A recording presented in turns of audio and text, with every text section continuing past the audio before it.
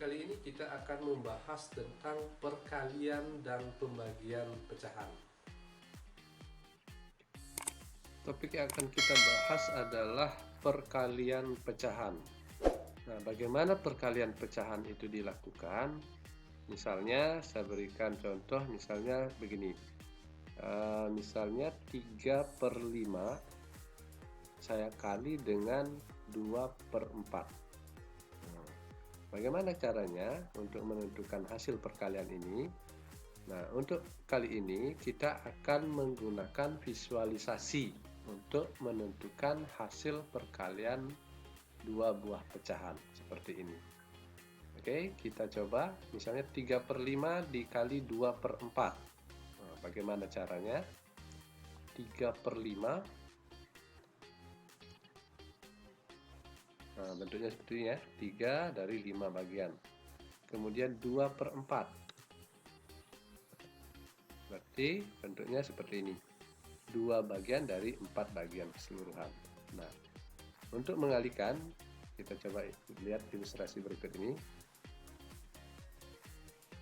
Nah, maka dari ilustrasi ini kita dapat simpulkan nilai dari 3/5 dikali dengan 2/4. Nah, itu kita bisa ambil dari ini ya. Jadi tadi hasil irisan dari dua bagian arsiran tadi itu kan yang ini, yang berwarna ungu. Berarti ini berapa bagian? 1, 2, 3, 4, 5, 6. Berarti hasilnya 6 dari keseluruhan. Keseluruhannya berapa? Ini ada berapa? Ada 5 kolom, ada 4 baris. Berarti seluruhnya ada 20. Berarti hasil dari 3/5 dikali 2/4 itu sama dengan 6/20. Seperti itu. Kita coba yang lain lagi. Misalnya yang lain misalnya 2/7. Ini ya, 2/7 kita kali dengan 3/9. Nah, seperti ini. Nah, itu dikali, kita kali. Nah, maka hasilnya, nah ini tadi ya, sama dengan yang tadi. Jadi 2/7 dikali dengan 3/9 itu hasilnya sama dengan, nah ini tadi irisannya yang warna ungu berapa bagian? Ada 6. 1, 2, 3, 4, 5, 6. Ada 6 dari seluruh bagian. Seluruh bagian itu berapa? Ada berapa kolom ini? 1, 2, 3, 4, 5, 6, 7. 7 kolom, ada 9 baris. Berarti 7 kali 9, 63. Nah, seperti itu. Nah, dari ini dapat kita simpulkan untuk menentukan perkalian pecahan, berarti kita tinggal kalikan 2 kali 3, 6, 7 kali 9, 63. Seperti itu. Oke, kita coba bentuk yang lain, misalnya perkalian yang lain. Nah, tinggal kita coba ya. 4/7 dikali 5/6 misalnya. Nah, tinggal kita kali. Nah, yang berwarna ungu ini ya, ada 4 kolom, kemudian ada 5 baris, berarti 4 dikali 5. 4 dikali 5 berapa? 20. Kemudian jumlah seluruhnya ada 7 kolom, kemudian ada 6 baris, berarti 7 kali 6, 42. Oke. Jadi seperti ini cara menentukan perkalian dua pecahan. Sangat gampang sekali.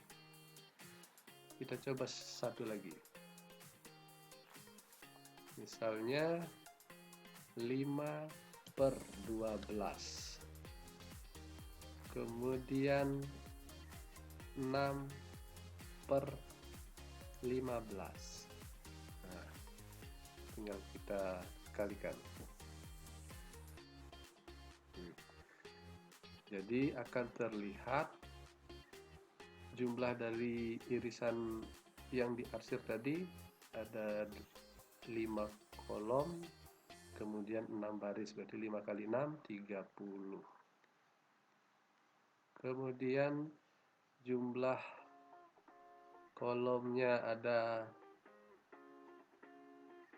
12, kemudian ada barisnya ada 15, berarti 12 kali 15. 12 kali 15 berapa? 180. Oke. Kita coba selesaikan perkalian pecahan berikut ini dengan cara yang sama tadi ya.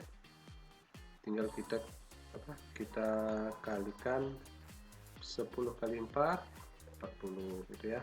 Kemudian 3 kali 9 27. Seperti itu, sehingga sini kita bisa hasilnya 40 per 27. Oke, seperti itu. Detailnya caranya seperti ini ya. Jadi hasilnya 40 per 27. Oke, kita coba soal yang lain. Misalnya ini 5 kali 2, 5 kali 2 berapa? 10 ya, 10. Kemudian negatif 5 kali 10 negatif 50. Berarti hasilnya sama dengan 10 per negatif 50. Oke, lengkapnya caranya seperti ini. Jadi ini bisa kita sederhanakan ya. Ini bisa kita sederhanakan. Ini berarti ini kita sama-sama dibagi 10 gitu ya. Ini bagi 10. 10 bagi 10 1, kemudian 50 dibagi 10 5. Berarti hasilnya min 1 per 5. Oke, soal berikutnya, contoh berikutnya. Nah, misalnya ini 49 dikali negatif 5 itu sama dengan negatif 45. Kemudian negatif 7 kali 3 negatif 21. Sehingga hasilnya negatif dibagi negatif, yang positif ya, berarti 45 per 21. Sehingga hasilnya sama dengan 45 per 21. Seperti itu cara detailnya ini. Seperti ini disederhanakan kembali. Oke, satu lagi kita coba sekali lagi. Misalnya bentuk yang lebih mudah yang ini misalnya. Ini mudah ya. 6 kali negatif 6 sama dengan negatif 36 per 5 kali 1 5. Maka hasilnya negatif 36 per 5. Kemudian cara lengkapnya ini. Oke, jelas. Kita lanjutkan ke operasi pecahan yang berikutnya, yaitu pembagian. Bagaimana? Sangat simpel kan? Kalian bisa mencobanya sendiri. Selanjutnya kita akan membahas tentang operasi yang keempat, yaitu pembagian pecahan. Pembagian pecahan yang pertama yang akan kita bahas adalah pembagian pecahan dengan bilangan asli gitu, atau bilangan bulat. Nah, saya contohkan misalnya kita akan membagi 3/7 dibagi dengan 2. Artinya bilangan 3/7, pecahan 3/7, dan kalau saya visualisasikan bentuknya seperti ini ya, 3 dari 7 bagian, kemudian saya bagi 2, artinya ini saya bagi 2 gitu, seperti ini. Nah, ini saya bagi 2, maka hasil pembagiannya itu adalah yang ini, satu bagian ini, yaitu 3 per seluruhnya, gitu. 3 per 14 gitu. Jadi 3 bagian dari 14 keseluruhan, seperti itu. Misalnya lagi saya contohkan bilangan yang lain, misalnya 2 per 5 saya bagi 3. Nah, 2 per 5 saya bagi dengan 3. Nah, ini 2 per 5-nya ya, 2 dari 5 bagian seluruhnya, kemudian saya bagi 3. Nah, seperti ini. 1 bagian, 2 bagian, 3 bagian. Maka saya dapatkan ini. Ada 2 bagian dari keseluruhan. 2 bagian dari 15. Contohnya lagi, misalnya 3 per 9 saya bagi 4 misalnya. 3 per 9 saya bagi 4. Ini pecahan 3 per 9, 3 bagian dari 9 keseluruhan. Kemudian saya bagi 4. Nah, seperti ini. 1, 2, 3, 4. Maka satu bagian saya dapatkan 3. Berarti 3 per keseluruhan, yaitu 36. Seperti itu. Nah, dari hal ini bisa kita lihat 3 per 9 kalau dibagi dengan 4 hasilnya 3 per 36. Itu sama artinya kita mengalihkan 3 per 9 dikali dengan 1 per 4. 39 dikali 1 per 4. Coba kita coba.